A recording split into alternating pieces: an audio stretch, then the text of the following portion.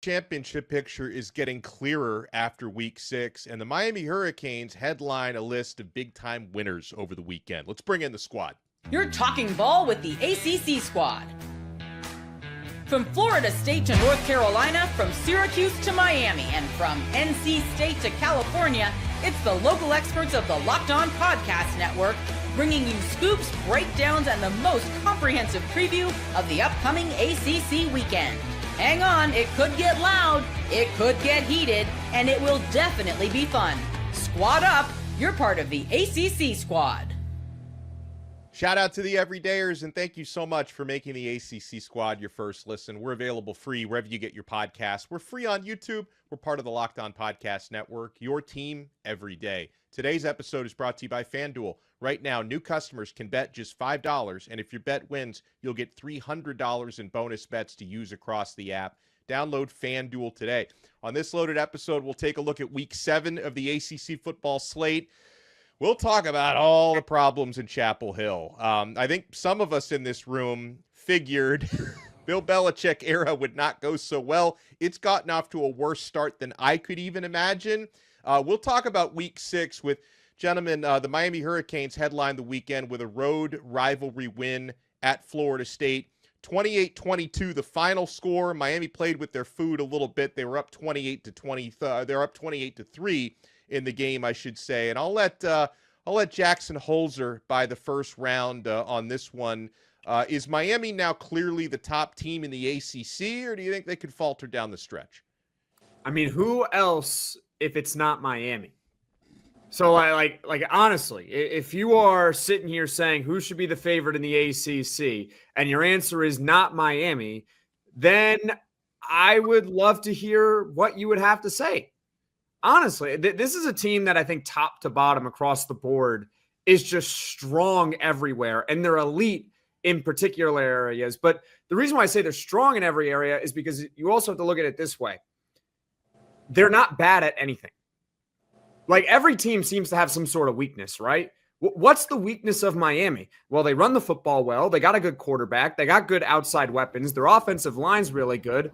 Is there anything wrong with the defense? I don't really think so. I think their defense is just fine. They got Ruben Bain, who might be the best individual player in the entire nation.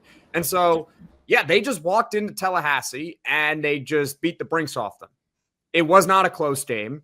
If you look at the final score and you don't look at the box score per quarter, you would think it's close. But it was not close. I wasn't necessarily expecting it because I thought that Florida State was going to rebound. They were going to play better than they did the previous week. But, Miami's just a really good team. And I just have to give them credit for it. They are clearly, right now, the class of the ACC. By the way, before we go any further, because I know everyone wants to weigh in on this, let me introduce everybody. I am Alex Dono from Locked On Canes. You just heard Jackson Holzer from Locked On Syracuse. We got Kenton Gibbs and Grayson Boone from Locked On Wolfpack. And we got Morgan Thomas from Locked On Clemson. Clemson got a bounce-back win, and they helped send the Tar Heels into even more of a tailspin than they were already in. And Kenton, I think something that stood out from a Florida State and a Miami point of view, like, I thought Florida State's defense was very deliberate and somewhat successful in what they were trying to take away from Miami. Like Jackson mentioned, Miami having a number of different ways to beat you, and it was obvious FSU wanted to take away Miami's running game, and they did a pretty good job. They held Miami to under 100 rushing yards, and then it became the Carson Beck and Malachi Toney and C.J. Daniels show because Miami was able to find success and hit big plays through the air. So Florida State took away what they wanted to. Unfortunately, they couldn't take away everything. Jackson was also wrong, as he often is, in saying this team doesn't have a weakness. They have a very glaring weakness. You know what Miami's weakness is? Playing with a lead. Anytime Miami gets a lead, all of a sudden their coaches forget how to coach. They're just like, what are we supposed to do with our hands? Like, we're up. Do we just yell stop the count at the referees until the clock runs out? Because once again, we see Miami in a game that they should have. They did dominate on the field. They did dominate on the scoreboard for 3 quarters, and then all of a sudden, this fun thing called the fourth quarter happens, and they're just like, "Oh, we're done. The hay's in the barn. We don't need to do much." And ultimately, it almost ended up costing you late. because you played around like that. This is a consistent theme with Miami that they need to get fixed. But with that being said, you all are absolutely right in terms of they're the class of the conference right now, because who else is in the conversation in a meaningful way? You could maybe possibly say, hey, Virginia's in that conversation in a meaningful way. Sure, but Virginia has some glaring weaknesses even in their wins that have appeared. Even in their wins, you could say defensively, what are they? What do they do well defensively that you say, that's where they hang their hat at? You could say that about them. That Duke team, they're figuring it out. You could throw them in that picture because while they do have 2 losses, they're undefeated in conference. And that offense, although they could not keep the ball to themselves against Elon, for crying out loud, these last 3 games in the ACC, 0 turnovers. They got as many turnovers as I have strands of hair on my head. So it's been a situation where teams that we could not have imagined coming in were going to be contenders are contenders. And it's, sorry, Morgan, but the team that we thought was going to run away with it is needing to beat up on old Chapel Bill up there and to get their bounce back win per se. I would say the teams that are in the front right now, are objectively the teams that are in the front by a mile because they've done what they're supposed to do and beat the teams that are in front of them. But Miami is the only team that was predicted to be good that is also good right now. Pretty clearly, it's Miami and then about a countrywide gap. And then I'd put Georgia Tech in there until proven otherwise. Georgia Tech deserves to be in the conversation. UVA has been one of the surprises so far in the ACC world, but I agree with Kenton. I think they have shown a couple flaws that I think are still in question moving forward. Then I put Florida State, and then everything else is just kind of a mosh pit at this point. Clemson, yes, they have fallen off of the cliff. They put a beat down on Chapel Bill. So thank you, Morgan, for your services there. But yeah, it's Miami and it's everyone else, and we're gonna have to see if anyone can catch them. I don't think it was really that hard to beat North Carolina from a Clemson standpoint. Even though Isaac's not here to defend himself this week. I don't think he would. Yeah, I don't think he really had much. Yeah, he was actually sending me all these stats about how terrible the Tar Heels are. So he's digging his own grave. Yeah, not a lot of fans to actually finish watching the game from the North Carolina standpoint. But I did stay up late to watch the Miami-Florida State game. And, it's kind of weird because when you look at the box score, they had more Florida State had more first downs, more yards. But the biggest thing is the turnovers. Tommy Castellanos is a good gamer quarterback, but just made too many mistakes that kind of deflated their momentum. But as Kenton admitted, the one thing you got to worry about Mario Cristobal over the years is just, can he actually finish not only just a game, but the seasons? He kind of had that. He was kind of in the same realm of Lane Kiffin of just losing those critical games. And even Lane Kiffin won now. So I feel as if maybe there's a turn now from these coaches that just getting over the hump, minus James Franklin. But, yeah. So, That's a big one right there. Yeah, I think that it was obviously the marquee game and it delivered. To me, it was exciting to watch, regardless of who you pulled for.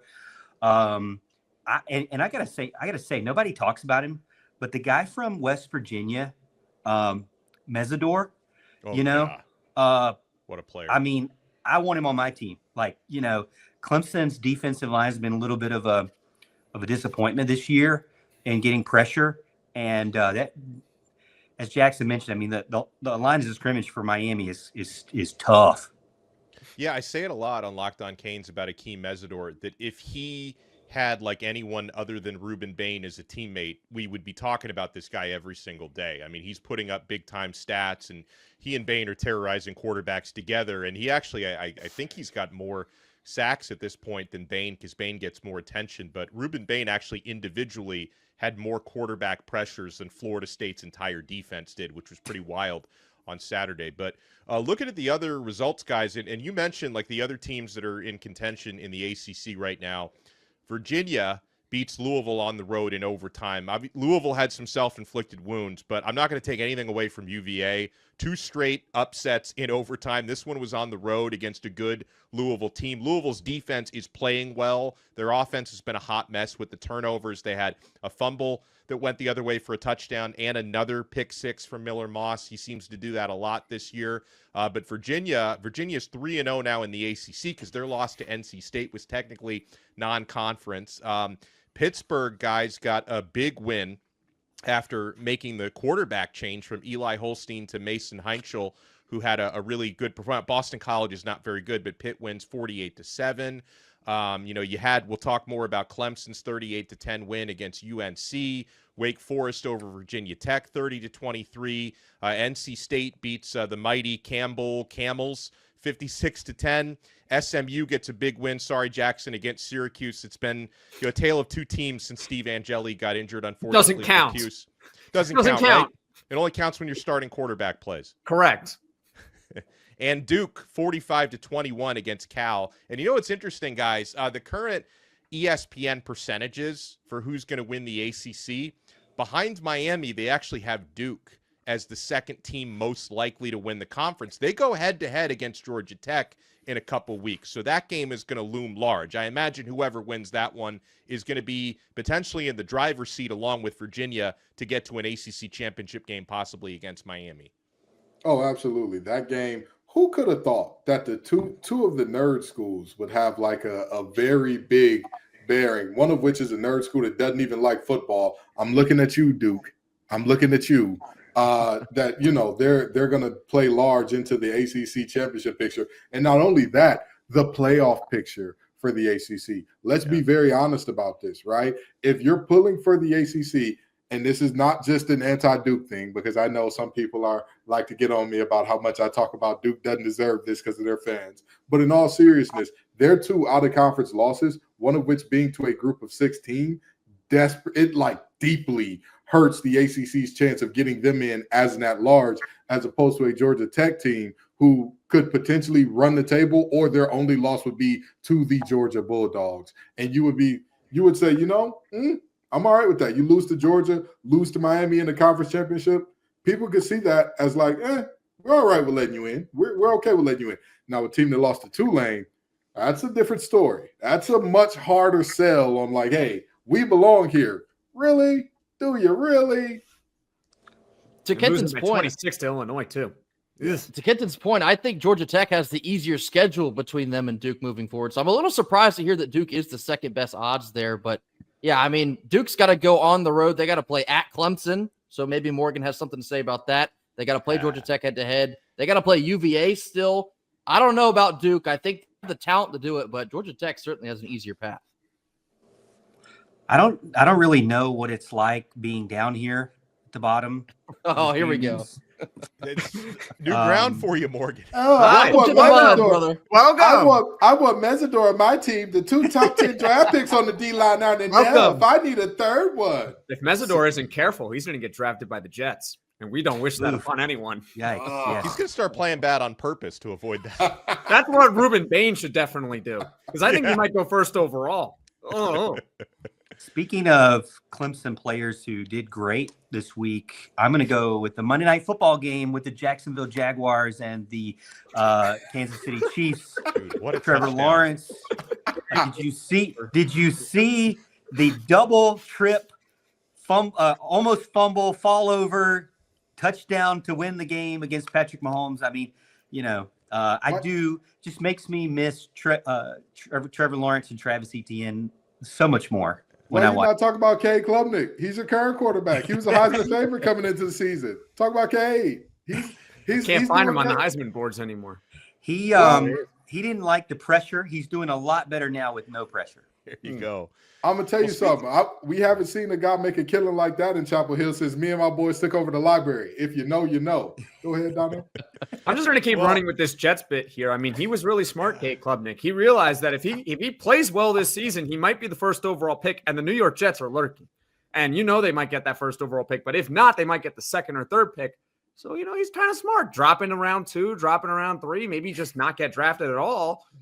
I think he's smart. He knows exactly what he is doing. Play like crap so you don't get drafted by the Jets, and you might have yourself a nice career.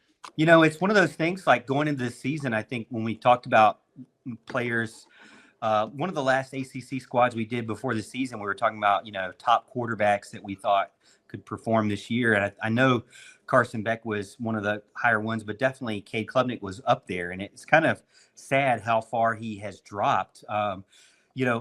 Looking back, who would you say is now the top 2 or 3 ACC quarterbacks, 25-30% through of the season? I don't think Cade's on there for sure. Miller Moss definitely not on there. Chandler Morris maybe, but he didn't have that great of a game. I say Chandler Morris, Haynes King, Carson Beck are at the top for me. And what happened to Darian Mensah? Darian Mensah, I was about to say, he's getting there. Hold on, wait a minute. Kenson is CJ Bailey. You damn right. We got one of the leading passers in the nation. What? The defense may not be able to stop a runny nose with Robitussin tissue and 3 COVID boosters, but that CJ kid can sling that pill. Tell him his Miami audition is going well this year. He's playing. Hey, worry about yourself, Donald. Worry about yourself. We are keeping CJ in Raleigh. Hey, CJ, if you Tampering. hear the sound of my voice, they didn't Tampering. want you. They didn't NCAA. want you, CJ. Don't forget. They didn't want you. They wanted Jeremiah. They didn't want you, CJ. Don't forget it. That was your whole honestly, school. I kid. In all seriousness, I don't think CJ Bailey is going to leave North Carolina State. Like that. That's me being real. Like I'm trolling 3 seconds ago. I'm not trolling now, but I do want to troll the Tar Heels a little bit when we come back. Coming up next here on the ACC Squad, a report from WRAL News. Multiple sources with knowledge of inner workings of Bill Belichick's program say that UNC football's losses are a product of a divided locker room, a disorganized coaching staff, and a failure to communicate. We'll break it down right here on the Locked On ACC Squad. Folks, this episode is brought to you by SupplyHouse. When the opening whistle blows on a new repair, get your crew moving forward with SupplyHouse. Order today and see parts on your doorstep tomorrow. Over 280,000 plumbing, HVAC, and electrical items from the most trusted brands in the business. Their real-time inventory and honest lead times keep you from punting projects, while their industry-leading customer service always has your blind side covered. If you need parts for a project, SupplyHouse has next-day delivery. Talk about a game changer. Their Trademaster perks like priority shipping and dedicated support make the whole process smoother. Join the free Trademaster program today and score serious perks like priority shipping, lower prices, and a dedicated support line. Visit supplyhouse.com to sign up for free and use promo code SHCollege5 for 5% off your first order. That's supplyhouse.com. Real people, real service. We're also proudly brought to you by FanDuel.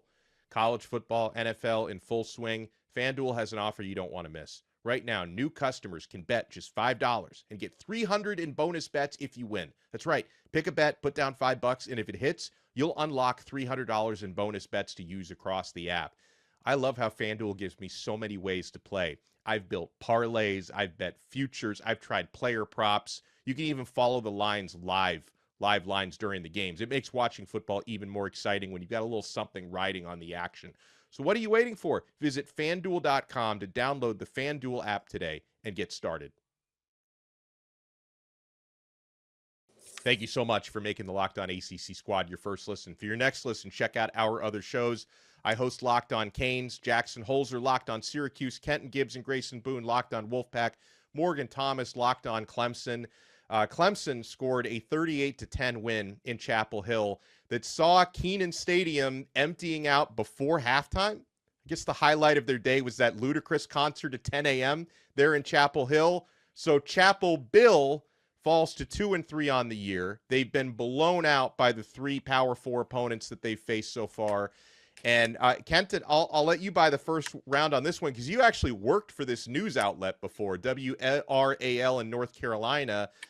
They write a scathing report about a divided locker room, a disorganized coaching staff, and a failure to communicate. I feel bad for the players on that team because they signed up, especially the ones who, I especially feel bad for the ones who inherited Bill Belichick, but even the guys he signed, they probably figured, man, I'm going to play for the GOAT of NFL coaching. This is going to be great. It's been anything but. Yeah. By the way, if you can hear the sound of my voice, cast technician star CJ Sadler, if you come your tail to North Carolina, you're going to be very, very disappointed. All right. Don't do it. Do not do it. I am warning you as a fellow technician in the state of North Carolina. Now, oh, what a great time it is, Dono. Who could have predicted this? Who could have predicted that Bill Belichick, who, again, could not draft his way out of a can of paint when he last was in the NFL, was going to be bad at picking up talent in college? Who could have guessed that? Who could have guessed that a coach that had never coached in college at all was going to be bad in college? And even beyond that, the biggest thing that I think we really need to get into, Bill Belichick surely kind of like, I do it my way. It's my way or the highway personality. Yeah, sure. That's going to work out with Gen Z and Gen Alpha kids. That's going to work out great with them. Yes, this is the perfect generation of children to kind of coach with that logic. And now, lo and behold, WRL is dropping their scathing review about parents and players and members of the staff talking about favoritism and all that. I have never seen a coaching staff have as much drama off the field, completely unrelated to what's happening on the field. I've never seen this out of a first-year staff ever. And if I do remember correctly, the Petrino incident that happened with the young girl in the motorcycle was year one at Arkansas, if I do remember correctly. And I've never seen this much off the field stuff. I remember at ACC Media Days when I asked them, how do you keep your players focused and keep the main thing with all these distractions? And he, in his very Bill Belichick way, did not answer the question. Well, looks like that really was the answer. Looks like he really doesn't keep the main thing at Chapel Hill, because this is embarrassing. This is when the highlight of a bunch of college students' day is hearing Ludacris. Ludacris ain't had a hit since Dono was in school, for crying out loud. And we're sitting here and saying that's the highlight of their day. In the middle of the game, ESPN is cutting the students saying, what happened against TCU was the most pain I felt at this university, and I failed midterms. That's an actual thing that happened. This is an embarrassment for that university. And as much as I don't like them because I'm an NC State guy, as an ACC guy, you have to get rid of Bill Belichick. Just pay the money, tell him to leave, and start over. It just doesn't make any sense in the way that this is happening. Like, I could have imagined a world where North Carolina would struggle this year with Bill Belichick. He's making an adjustment. This is brand new. College ball is different than the NFL. And I sort of expected that could happen with North Carolina. It's all the off-field nonsense that Kenton hit on, though, because that is very unlike a Bill Belichick team. Think about when Bill Belichick was in the NFL. His teams were, whether they were good, whether they were bad, they were buttoned up.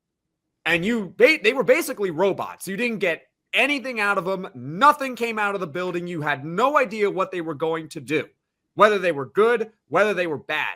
Now it's just a free-for-all. It just doesn't make sense. It's like, what happened to Bill Belichick? Like, what happened to his personality where he was able to keep everything in-house, not let anything really leak out there, not let anything really leak to the media? It just doesn't make sense. That's the confusing part to me. Them being bad, I mean, yeah, I could have envisioned them being bad. It's just all the off-field nonsense with them that drives me nuts. I don't get it. I think I'm getting to the point that I'm shocked that people are shocked. I mean, what did you think was going to happen here? Not this. I mean, not this. Well, I thought they would be bad. Like, I thought they had a chance to be really bad, but like off-field drama with a Bill Belichick team, that just doesn't happen normally.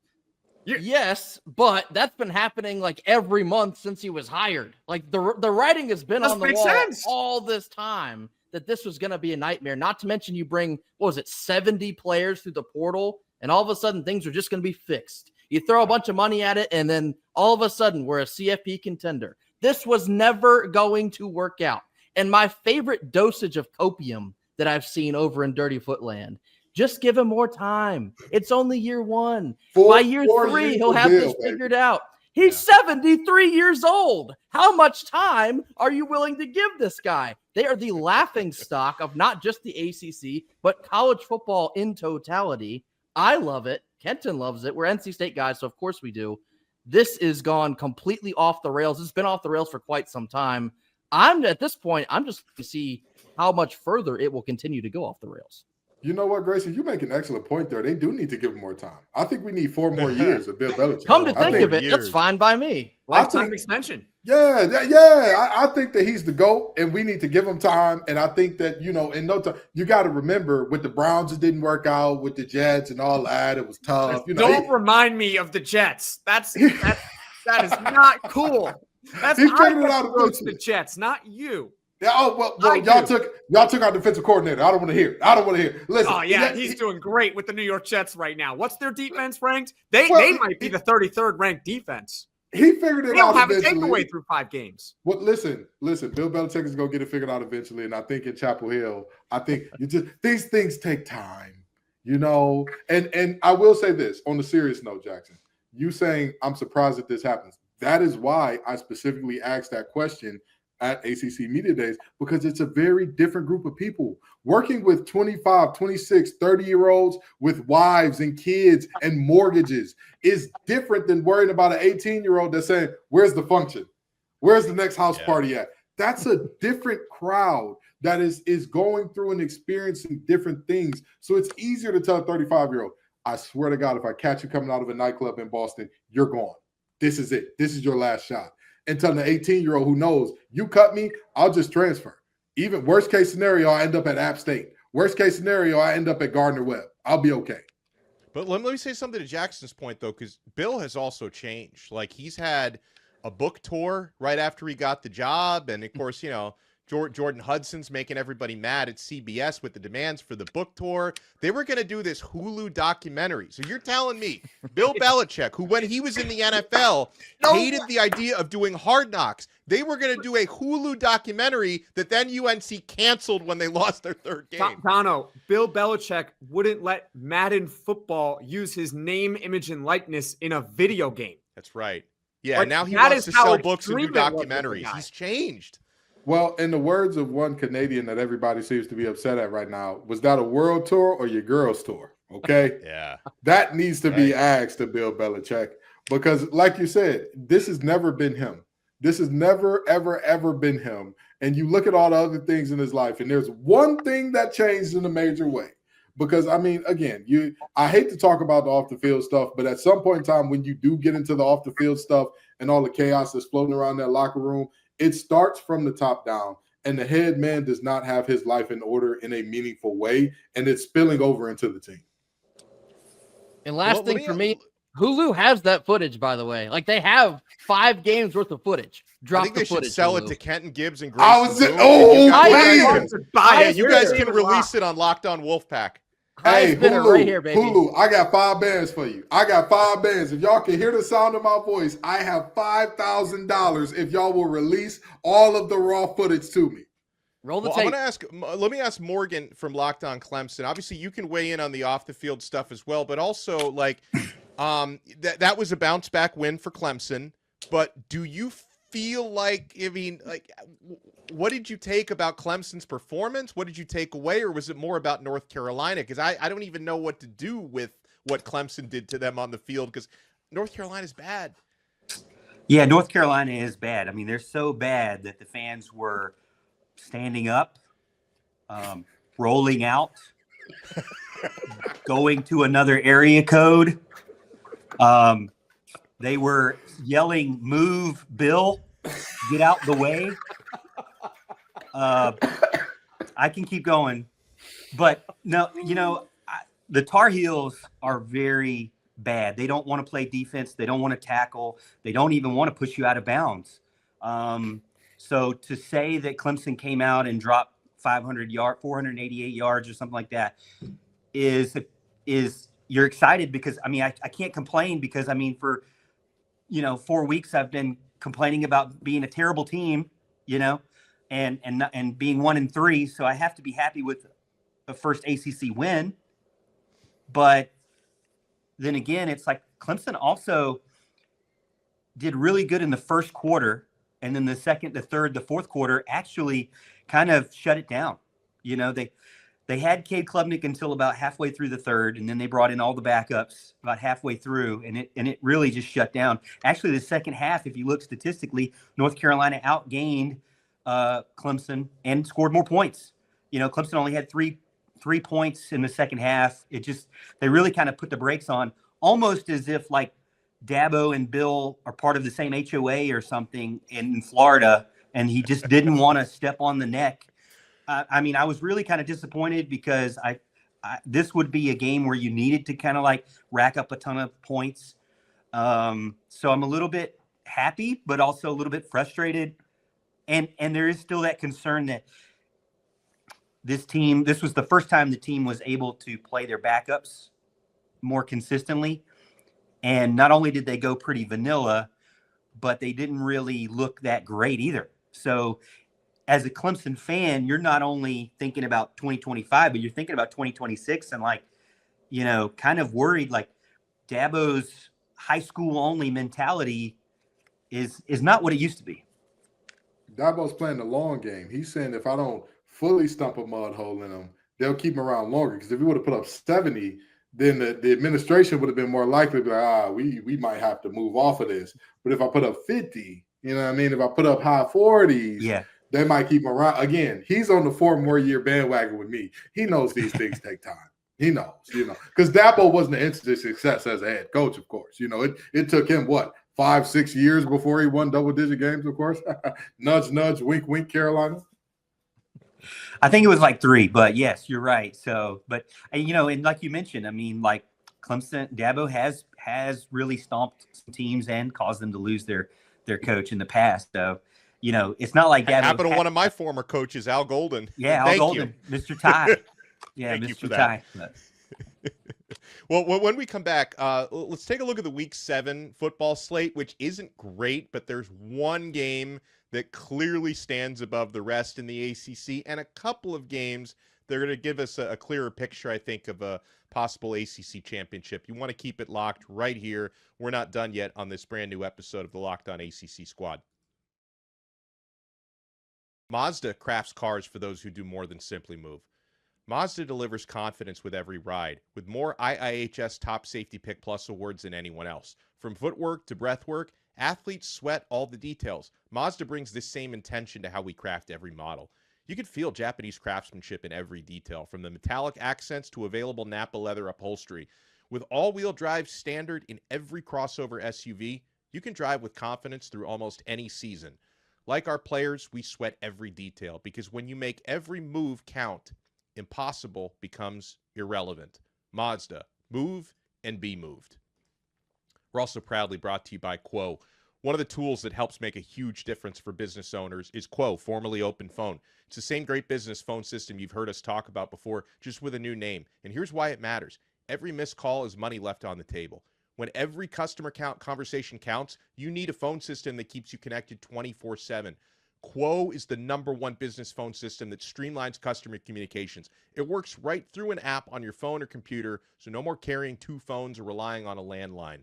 Guys, whether you're a solo operator juggling everything or part of a larger team, Quo makes it easy to stay responsive and professional. Their built-in AI agent is a game changer. It can answer after-hours calls, capture leads, and keep business moving even when you're off the clock. See why over 90,000 businesses trust Quo, formerly Open Phone. Get started free and get 20% off your first 6 months at quo.com/lockedoncollege. That's QUO.com/lockedoncollege. And if you've got existing numbers with another service, Quo will port them over at no extra charge. Quo, no missed calls, no missed customers. Thank you for making the Locked On ACC Squad your first listen. All right, so if I'm looking at the ACC slate this weekend, Miami has another bye week, by the way, weird bye week schedule. Pittsburgh at Florida State at noon on Saturday, to me, is pretty clearly the conference matchup of the weekend. So we're going to find out, like, FSU, they've lost 2 straight games. Are they going to spiral? I think they can definitely bounce back this weekend. And Pitt, guys, made that quarterback change, benching Eli Holstein for true freshman Mason Henschel, who played really well, but against Boston College. Pitt does have a really good defense, though. So, Grayson, I'll let you buy the first round on this one. Do you think this is a bounce back for Florida State, or does Pittsburgh make it 3 L's in a row for FSU? I think it's got to be a bounce back for Florida State, especially now back-to-back losses, losing to Virginia and now Miami. They need to figure out where they want to go the rest of the year as well. So I'm going to take Florida State in this one. I don't know if I touched the spread. That seems a little bit large considering Pitt's offense is not all that bad, but I think the Seminoles get it done. Yeah, I think that Florida State, ACC in general needs a team like Florida State to keep staying, successful. They're still ranked as far as I know, like just barely, but they need to recapture what they had at the very beginning against Alabama. That wasn't a bad win by any means, but Alabama has seemed to kind of figure it out a little bit more now. So I'm looking forward to the game. It's an early one, 12 o'clock, so you get to get it early and get it over with. But Clemson now has to wait till 7:30. But I would take Florida State. And but anything this week with the points, I got to take with the points, man.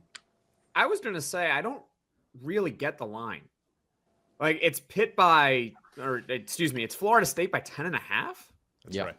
Like they're really not giving any respect to Pitt. They don't think Pitt's good at all. I guess like last week, it's just hard to get a read on the Pitt Panthers right now because they're going to start a quarterback making his second career start. They're coming off an impressive win, but that was against Boston College. And then you look at Florida State and you say, okay, well, they sucked against Miami up until the fourth quarter. So we don't know what Florida State we're going to get either in this game. I don't really know what's going to happen. So, and we don't know for sure if Desmond Reed is going to play either for Pitt. So, I mean, if he does play, I would probably take them to cover that spread, but maybe they're thinking he doesn't is why it's 10.5. I guess, but I mean, when I don't have a good read on a game, I tend to just lean towards the side of the home team, but I would at least take Pitt to cover. I'm going to quote my good friend Lee Sterling on this one. Wrong team favored. We are going to see an upset. The Sharks and company are going to get this one done. Alabama is Alabama. They continue to lose to average or below average teams. That is who they have been under Kalen DeBoer. We have not seen a single Alabama team that has not lost to a team where we look at them and say, what the hell is that polar bear doing in Dallas? It's just another example of that. And I promise you, this Florida State team, while I don't think that they're terrible, I don't think that they're 10.5 points better than Pitt. And here's the worst part about it. I don't think that they have the confidence to get off this snide, because the confidence to get off this type of snide is normally built by teams who have been together. They've worked together. They've built that cohesion. I don't think this team has that. I think that the Sharks go hunting in Florida. They walk away with a win here. So other games involving ACC teams this weekend, we'll circle back to a couple of these. Also at noon, SMU hosting Stanford. Mustangs are favored by 19.5 points. It should not be particularly difficult. Shouldn't be anyway. 13th ranked Georgia Tech hosts Virginia Tech. Georgia Tech favored by 14.5. NC State plays a non-con game at 16th ranked Notre Dame, where the Irish are favored by 21.5. We'll circle back to that one in a moment because we got the NC State contingent with us. Wake Forest plays at Oregon State. Wake is favored by 2.5 at 0-6. Oregon State, obviously not a conference game. Morgan, let's get your take on this one. Clemson at Boston College. Clemson favored by 14.5. I think Clemson's going to roll again. Maybe Boston College, not quite as bad as North Carolina, but they might be. So this should be another easy Clemson win. I was a little bit more worried about them until after this last week, and seemed like they just couldn't get anything going. They are dealing with a lot of injuries. Dabo Swinney's not on anybody's good side because he came out and said, well, Boston College is just a few plays away from being undefeated, or 4-1, and I'm I respect that. I like when my coaches talk like that. I respect. But he's also said it about Clemson too, and nobody believes him anymore. It's kind of like we're jaded at this point. So, I mean, anybody. I mean, if none of the games were played, Clemson would be 0-0. So, but the thing is like Clemson has to still show me that they can put together a full, complete game. 14.5. You would want to take that because they did prove to me that they could beat that against the Tar Heels. They had 14.5 there. But I mean, I can understand if you're a Clemson fan and you're jaded and you're doubting 14.5 because you just never know. I mean, Cade looked better at times, but didn't look better. And then the team had a great first quarter, but not really that good of 3 quarters. So, you really don't know how much consistency you're going to get. Obviously, anytime you go up there, up north at night, it's going to be colder. Who knows what could happen? You'd be stiff or something. Maybe the knees start crackling. I don't know. But I do believe that Clemson should be able to win this game and come back. Dabo mentioned that they'll probably win the game, or they'll play the game, not win the game, but they'll play the game and then immediately get back on the plane and come back. So he'll have to work on recovery mode to get back to the next game up, which I believe is SMU. The one thing about Boston College, though, is that I know you're probably sick of hearing Dabo say that, but is he really all that wrong? If you think about it, because they nearly beat Michigan State, they nearly beat Cal. They lost those ones late, and they lost to Stanford. So maybe they're a play or two away from being 3-2.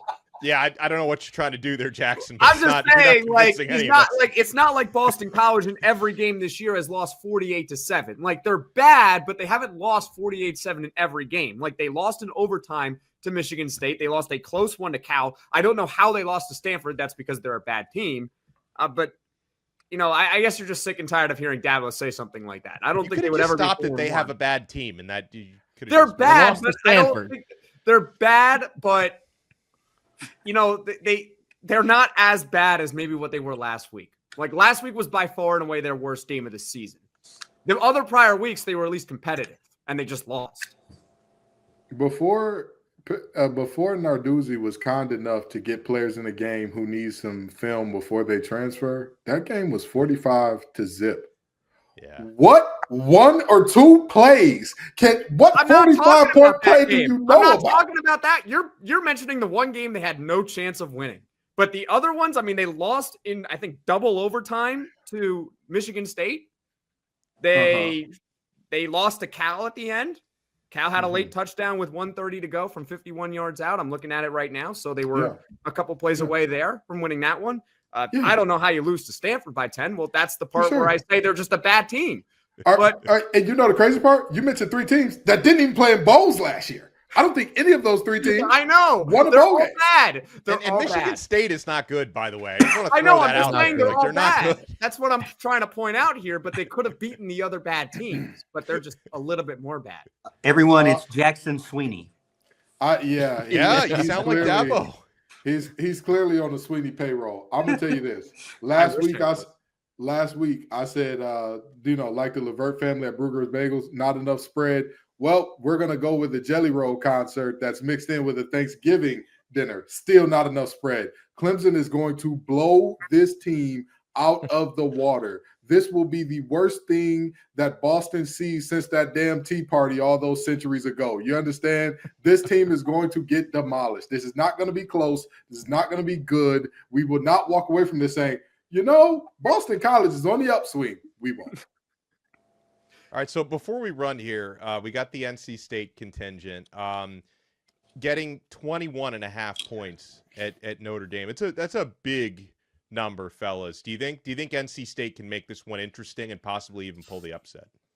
If by interesting you mean cover the spread, then maybe in the fourth quarter. But the other 3 quarters, I don't know. The defense for NC State has been a massive problem so far this season. Haven't been able to stop anyone on the ground, and that's not what you want to be saying when you're about to face Jeremiah Love and Jadarian Price. So I said this to Kenton the other day. By the time this airs on Thursday, the rest of NC State fans will hear me say that as well. I'm worried that NC State's about to jumpstart the Heisman campaign for Jeremiah Love with what he's about to do to us on the ground. I think it could get ugly, but I hope I'm wrong. Well, I don't really want to talk about whether or not NC State can cover the spread, okay? I want to help out my betting degenerates right now. I want to quote every man who owns a sweater vest while on the highway. Can I get the over, Rover? Let me tell you something. The over-under for this game is 59.5. Now, Notre Dame's secondary has been one of the most disappointing groups in all of the country. C.J. Bailey has been phenomenal throwing the ball this year. Hollywood Smothers has been phenomenal against everybody this year. And I'm telling you right now, NC State will most likely get blown out. There is a world where they make this game interesting. There is a world where they cover the spread. That's not like I wouldn't be shocked if they lose this game by 10 or even I'm going to say something that may be crazy to some people. I wouldn't even be surprised if NC State pulls off the upset here, because nothing would be more Dave Dorn than losing to Virginia Tech and then going and beating Notre Dame on the road. Nothing would be more quintessentially Dave Dorn than that. Well, you know what? If you're going to have an upset win, use it up this week, because you guys have Miami later in the year. So go ahead and beat Notre Dame. Take it easy. Miami's due for a stinker every once in a while. I mean, that's like the annual. But I'm going to say this. NC State, or is it going to be Syracuse with Ricky Collins? You pick. I'm going to say this. The way that our run defense looks, Notre Dame might hit that under over 59.5 by themselves, let alone NC State getting involved in the scoring action against the secondary that's been a little leaky, a little creaky all day. So my degenerates who do a little bit of betting, a little bit of wagering, I'm helping you out. Take the over. I would just put your first $5 bet on Notre Dame money line and just get $300 right there. There you go. Perfect. That's the FanDuel way. Well, we appreciate everybody for making the Locked On ACC Squad your first listen. Make sure you check out Locked On Canes, Locked On Syracuse, Locked On Wolfpack, Locked On Clemson, all the awesome ACC shows that we have. And we'll talk to you again next time on another episode of The Squad. We are part of the awesome Locked On Podcast Network. Your team every day.